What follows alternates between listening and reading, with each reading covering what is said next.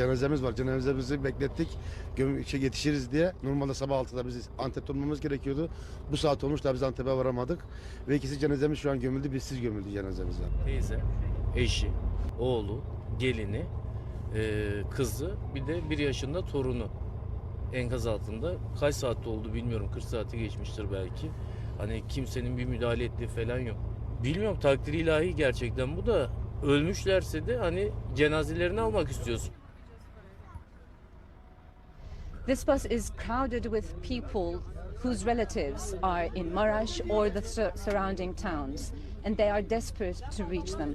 Some of them have lost their loved ones. Some of them are trying to reach those under the rubble.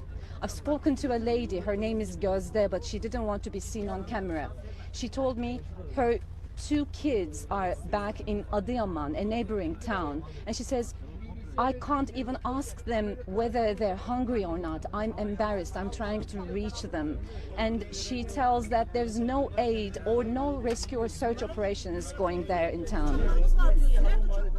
At the back of the bus, I can hear that there is an argument about what the government has done, what it was supposed to do, whether the aid effort is enough, and whether this was an act of God. People are desperate. They're trying to reach their loved ones. They have been on the road for over 30 hours, and there's still a long road ahead.